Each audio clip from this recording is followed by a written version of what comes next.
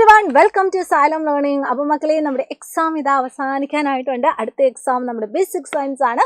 So basic science നമുക്കൊന്ന് complete ആയിട്ട് ഒന്ന് സെറ്റ് ആക്കണം. അതിനു വേണ്ടിയുള്ള പ്രധാനപ്പെട്ട ചില ചോദ്യങ്ങളുമായിട്ടാണ് ഇന്ന് മിസ് വന്നിരിക്കുന്നത്. സോ മക്കൾ എല്ലാവരും എന്ത് ചെയ്യുക, സ്കിപ്പ് ചെയ്യാതെ മുഴുവനായിട്ട് കാണാൻ വേണ്ടി ശ്രമിക്കുക കേട്ടോ. ഫസ്റ്റത്തെ ചോദ്യം ഇതാണ്: vitamins and minerals are required by our body in lesser quantities. Hence it is enough to include small quantities of food items which contain them in our diet. This is a child opinion. Do you agree with this and why? അതായത് വിറ്റാമിൻസുകളും ധാതുക്കളും നമ്മുടെ ശരീരത്തിന് കുറഞ്ഞ അളവിലല്ലേ ആവശ്യമുള്ളൂ.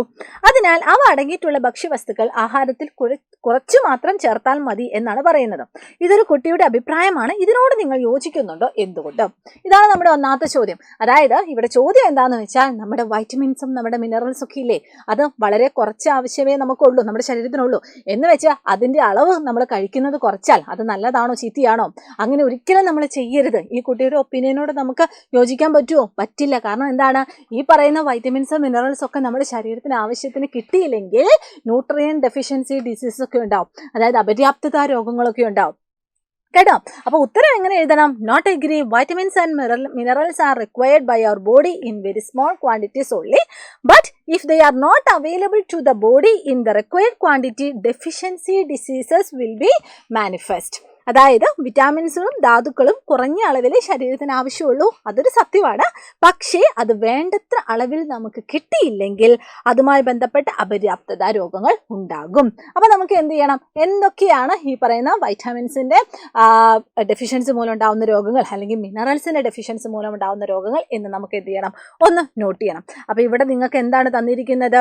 ഓരോ vitamin, അതായത് vitamin A, vitamin B, vitamin C, vitamin D, എല്ലാത്തിൻ്റെയും deficiency diseases ഇവിടെ കൊടുത്തിട്ടുണ്ട്. മക്കൾ എന്ത് ചെയ്യണം? ഒന്ന് വായിക്കണം, ഇത് നിങ്ങൾ പഠിക്കണം.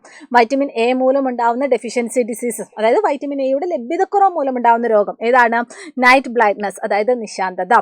ഇനി വൈറ്റമിൻ ബിയുടെ കേസാണെങ്കിൽ നമ്മുടെ വായ്പുണ്ണം അല്ലെങ്കിൽ മൗത്ത് അൾസർ എന്ന് നമ്മൾ പറയും. വൈറ്റമിൻ സി നമുക്ക് ആവശ്യത്തിന് കിട്ടിയില്ലെങ്കിൽ എന്തുണ്ടാവും? സ്കർവി ഉണ്ടാവും.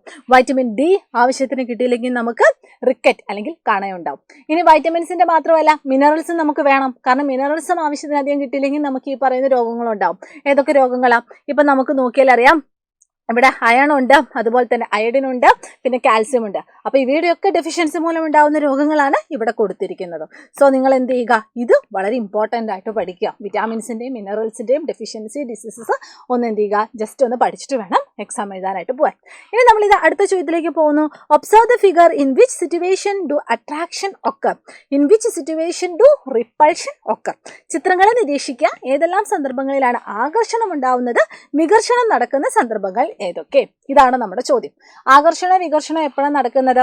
ഇപ്പൊ ലൈക്ക് പോൾസ് ആണെങ്കിൽ, ലൈക്ക് പോൾസ് എന്ന് പറഞ്ഞാൽ എന്താ? ഒരേപോലെയുള്ള പോൾ, അതായത് ഇപ്പൊ നോർത്ത് അല്ലെങ്കിൽ സൗത്ത്. അപ്പൊ ഇവ എന്ത് സംഭവിക്കുന്നത്? ഇവ റിപ്പൾ ചെയ്യും. റിപ്പൾഷൻ ആണ് ഇവിടെ പോസിബിൾ ആവുന്നത്. ഇനി അതേസമയം അൺലൈക്ക് പോൾസ് എന്ന് പറഞ്ഞാൽ എന്ത് വരും? ഒന്നുകിൽ നോർത്ത് സൗത്ത് അല്ലെങ്കിൽ സൗത്ത് നോർത്ത്. ഇവ എന്താ ചെയ്യുന്നത്? അട്രാക്ഷൻ ആണ് നടക്കുന്നത്. അപ്പൊ ഈ ഒരു കോൺസെപ്റ്റ് ഉണ്ടെങ്കിൽ മാത്രമേ നമുക്ക് ഇതിന്റെ ഉത്തരങ്ങൾ ചെയ്യാനായിട്ട് പറ്റുള്ളൂ. അപ്പൊ നമുക്ക് ഓരോന്നും നോക്കാം. ഫസ്റ്റത്തെ എങ്ങനെ കൊടുത്തിരിക്കുന്നത്? നോർത്തും സൗത്തും. അപ്പൊ അടുത്തടുത്ത് വരുന്നത് സൗത്തും നോർത്തും ആണ്. സോ ഇവിടെ എന്ത് വരും? എ എന്ന് പറയുന്നത് അട്രാക്ഷൻ ആണ്. ഓക്കെ, ഇനി നമുക്ക് അടുത്തത് ബിയിലേക്ക് പോവാം. ബി എന്ന് പറയുന്നത് നോർത്തും സൗത്തും നോർത്തും. അതായത് ഇവിടെ എങ്ങനെയാ വരുന്നത്? ഇവിടെ ഇതാ സൗത്ത്, ഇവിടെ ഇതാ സൗത്ത്. അപ്പം ബി എന്ന് പറയുന്നത് എന്ത് വരും? റിപ്പൾഷൻ ആണ് ഇവിടെ വരുന്നത്. ബി എന്ന് പറയുന്നത് റിപ്പൾഷൻ വരും. ഇനി അടുത്തത് നിങ്ങൾ നോക്കിക്കേ. സി എന്ന് പറയുന്നത് സൗത്തും നോർത്തും. അതായത് ഇവിടെ നോർത്തും സൗത്തും ആണ് വരുന്നത്, രണ്ടും അൺലൈക്കാണ്. അപ്പം സി എന്ന് പറയുന്നത് എന്ത് വരും? അട്രാക്ഷൻ ആണ് സി വരുന്നത്. ഇനി അടുത്ത ഫിഗറിലേക്ക് നോക്കിയാൽ ഇവിടെ നോർത്തും സൗത്തും ഉണ്ട്, ഇവിടെ സൗത്തും നോർത്തും ഉണ്ട്. അപ്പം നിങ്ങൾ നോക്കിയാൽ മതി, ഇവിടെ സൗത്ത് ആണ് വരുന്നത്. അപ്പം സൗത്ത് എന്ന് പറയുന്നത് ഈ നോർത്തിലേക്ക് അട്രാക്റ്റഡ് ആവാനുള്ള ചാൻസ് ഉണ്ട്. സോ നമ്മുടെ ഡി എന്ന് പറയുന്ന ഓപ്ഷനും എന്ത് വരും? അട്രാക്ഷൻ ആണ്. ഓക്കെ, ഇനി അടുത്തത് എന്ത് വരും? സൗത്തും നോർത്തും സൗത്തും. അതായത് ഇവിടെ നോർത്തും നോർത്തും ആണ് വരുന്നത്. സോ ഇ എന്ന് പറയുന്ന ഓപ്ഷൻ റിപ്പൾഷൻ ആണ്. ഇനി ഏറ്റവും അവസാനം എഫ് ആണ് നമ്മൾ നോക്കാൻ പോകുന്നത്. എഫ് ഇവിടെ നോർത്തും സൗത്തും ഉണ്ട്. സോ ഇവിടെ നോർത്താണ് വന്നത്. അപ്പോൾ ഈ നോർത്ത് സൗത്തിലേക്ക് അട്രാക്റ്റ് ആവാനുള്ള ചാൻസ് ഉണ്ട്. അപ്പോൾ നമുക്കിതും അട്രാക്ഷൻ ആണ് എന്ന് നമുക്ക് പറയാനായിട്ട് പറ്റും. അപ്പോൾ ഏതൊക്കെ ചിത്രത്തിലുള്ളത് ഏതൊക്കെയാണ് അട്രാക്ഷൻ ഏതൊക്കെയാണ് റിപ്പൾഷൻ എന്ന് മക്കൾ എന്ത് ചെയ്യുക, കൃത്യമായിട്ട് ഓർത്തു വെക്കുക. ഇനി അടുത്തത് വളരെ സിമ്പിൾ ആയിട്ടുള്ളൊരു ചോദ്യമാണ്. The key of a vehicle has fallen into crack of a slab on a road.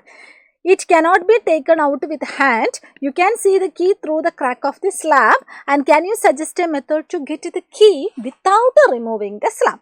അതായത് വണ്ടിയുടെ താക്കോല് റോഡിന്റെ സ്ലാബിന്റെ ഇടയിൽ വീണു. ആൻഡ് സ്ലാബുകൾക്കിടയിലൂടെ കൈയിട്ട് താക്കോൽ എടുക്കാൻ പറ്റുന്നില്ല. സ്ലാബുകൾക്കിടയിലൂടെ താക്കോല് കിടക്കുന്നത് കാണാനും പറ്റുന്നുണ്ട്. സ്ലാബ് മാറ്റാതെ അത് എടുക്കാൻ ഒരു മാർഗം നിർദ്ദേശിക്കാമോ? സിമ്പിൾ അല്ലേ?